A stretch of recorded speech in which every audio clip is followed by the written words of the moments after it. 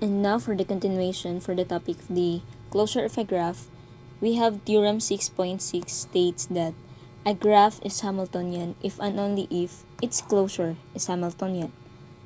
From the previous theorems, if we have a graph G that is Hamiltonian, the corresponding closure of a graph G is also Hamiltonian.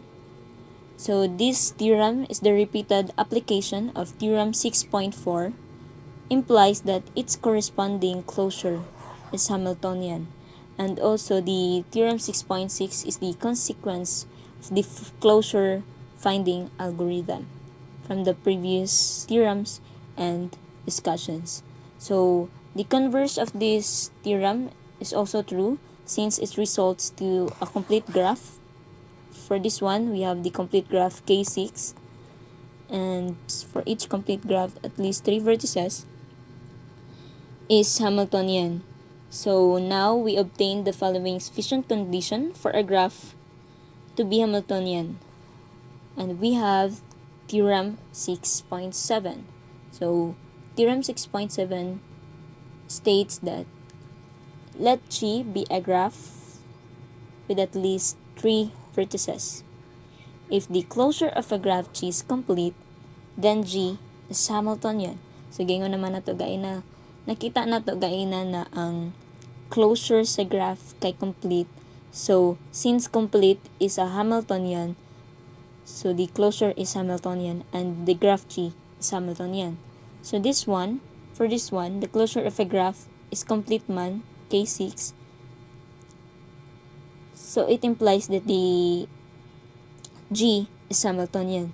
So the theorem 6.7 is the consequence of theorem 6.6 as stated above. So note that if a graph G satisfies the conditions of theorem 6.1, which is Orr's theorem, the closure is complete, and so by theorem 6.7, the graph G is Hamiltonian. For theorem 6.8, let G be a graph of order n at least 3. The degrees d sub I of whose vertices satisfy this one if there is no integer k less than n over 2, for which d sub k is less than or equal to k, and d sub n minus k is less than or equal to n minus k minus 1, then G is Hamiltonian. Suppose that G is not Hamiltonian, then its closure is also not Hamiltonian.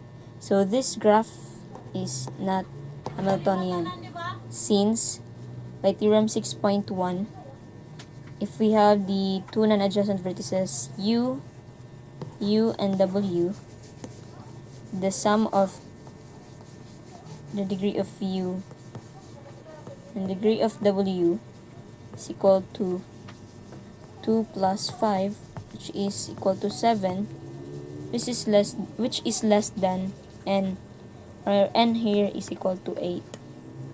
So this graph is not Hamiltonian since by theorem 6.1 it doesn't satisfy the condition of the minimum degree of G is at least n. And now, since dili man siya Hamiltonian, its closure is also not Hamiltonian. So ang closure ani kay wala kanira man gihapon since ang kaning degree ani og kani, which is non-adjacent ang duha, kay ang sum aning duha kay 2 plus 2 is 4. So 4 kay less than magyapon siya kang n, wala siya nag-satisfy sa katong condition sa theorem 6.4 na the condition of the algorithm of the closure of a graph.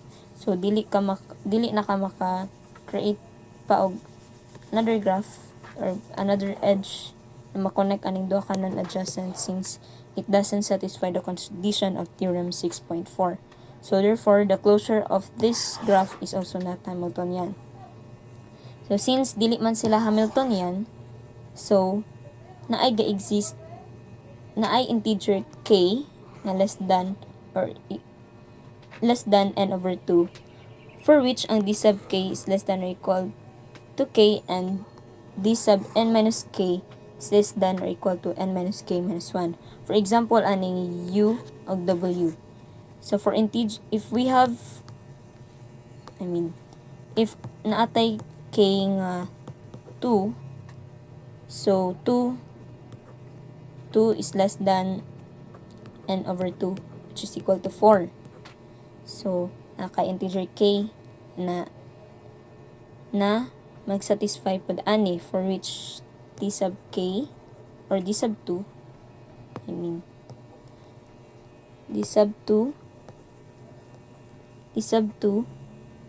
which is less than or equal to k, or d sub 2 here is 2. So 2 is equal to 2 since our k is 2. Nganong to ang d sub 2? Since ang atong degree sequence is 2, 2, 2, 2, 2, 2, 5, 5. So, naging kaning 2, 2, 2, 2, 2, 5, 5, 5. So, mo na siya ang mga degree sequence ani nga graph. We have this one. So, ang ato ang dito diri kay kani 2, which is kani. And equal siya sa ato ang k nga 2. And also, si d sub n minus k is less than or equal to n minus k minus 1. So, d sub 8 minus 2 is less than 8 minus 2 minus 1. So, d sub 6 is less than or equal to, is less than or equal to 8 minus 2 minus 1 is 5. Our d6, but our d6 here is 2. No. Aladay, 2. 2 man itong d6, so 2 is less than 5. So, therefore, si G, our G is not Hamiltonian since there is an integer k equal to 2 which is less than n over 2, and d sub k less than equal to k, and d sub n minus k less than or equal to n minus k minus 1. To show nga si G is Hamiltonian, dapat wala integer k n less than over 2, for which d sub k kani and kani. Let us say, for example, diba from the previous, if we have this G, the corresponding closure of a graph of G is Hamiltonian since it is a complete graph. So, suppose nga to show nga si G is Hamiltonian, its closure must be complete graph. So, suppose si H is ang atong closure of G, which is complete graph. So, dito sa previous, atong complete graph is this one, K6. And in this graph, K6, we have the degree sequence which is all equal to 5. For k equal to 4, 4 is not less than n over 2, for which ang d sub 4 is also not less than to 4. D sub 4 is not less than or equal to 4. Since our d sub 4 here is 5 man, kay ang degree sequence na to kay equal man siya sa 5 kay complete man. So, si 5 is not less than to 4. And ang d sub n minus k minus 1, which is this d sub 1, which is also equal to 5, kay dili gyapon siya less than or equal to n minus k minus 1, which is also equal to 1. So, 5 is not or equal to 1. So, wala yung integer nga k nga less than n over 2 na masatisfy ang kani. Therefore, si G nato diri, therefore G is Hamiltonian by theorem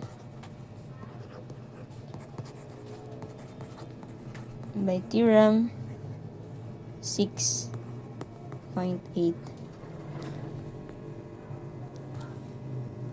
For theorem 6.9, the Peterson graph is not Hamiltonian. So, we all know nga si Peterson graph it looks like this. One of the Peterson graph is look like this.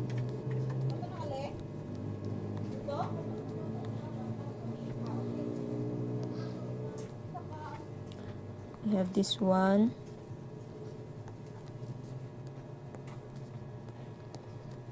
Pasan siya sa agi? Sa drawing. Pangit kayo, guys. So, we have this Peterson graph, for example. And to show nga this graph is Hamiltonian, to show that graph G is Hamiltonian,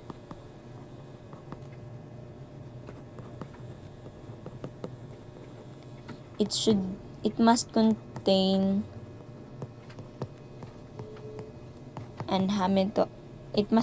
a Hamiltonian cycle.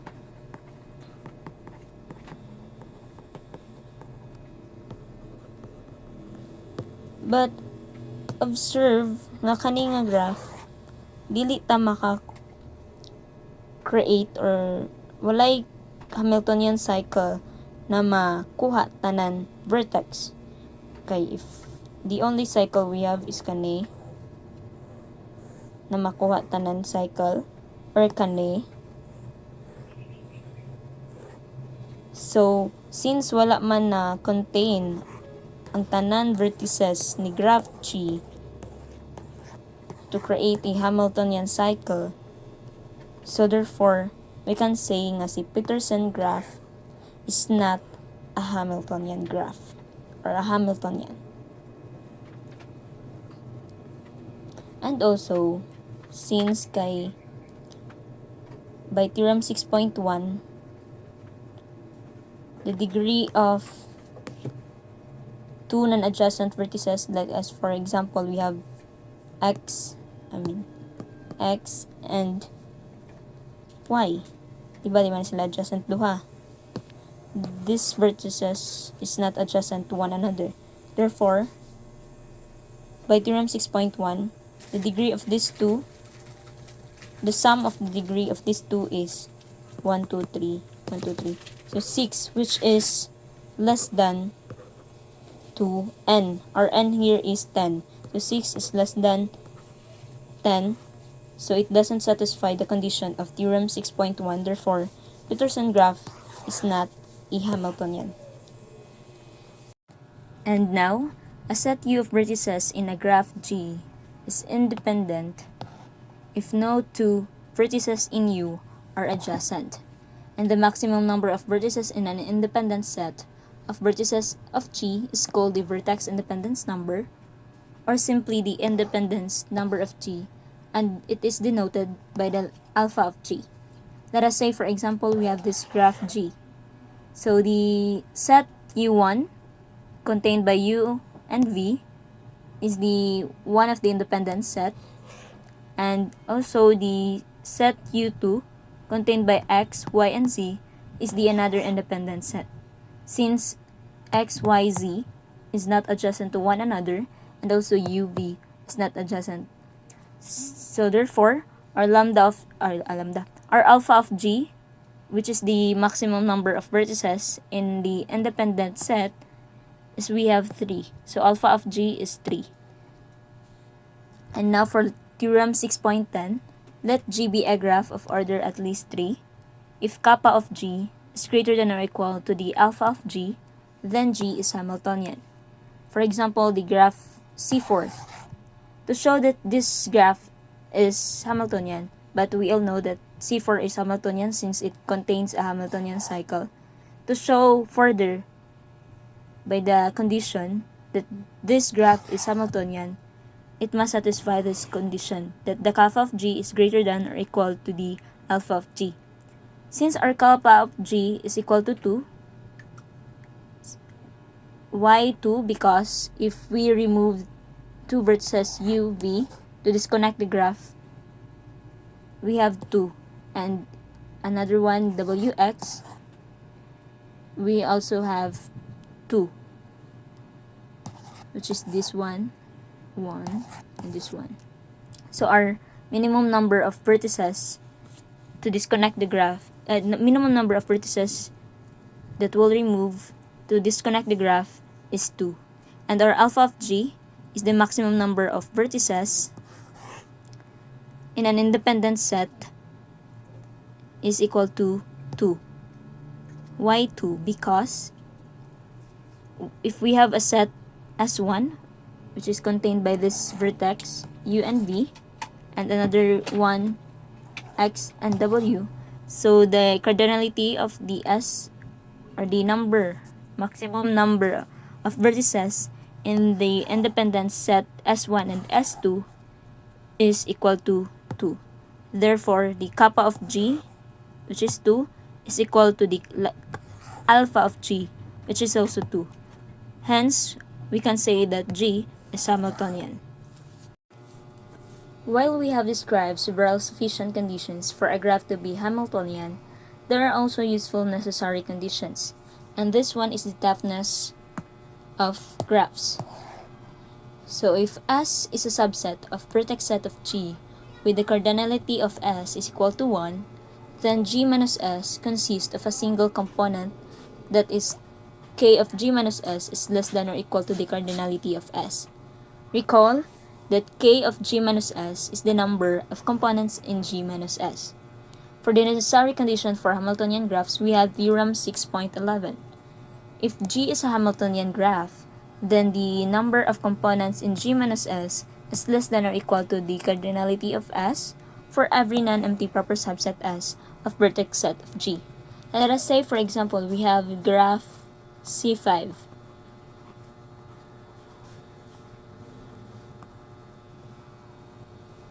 U, V, X, Z, Y. So observe that the number of components in G minus S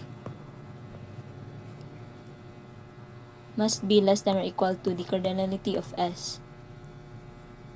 Here, from the graph G, our K, J, our Kg minus S is equal to 2. Let us say, for example, if we have SUX, if our S is UX, or S1, for S2 we can also have VZ, and S3 UY, and S4 we can also have UVY, and then S5 we can also have XU,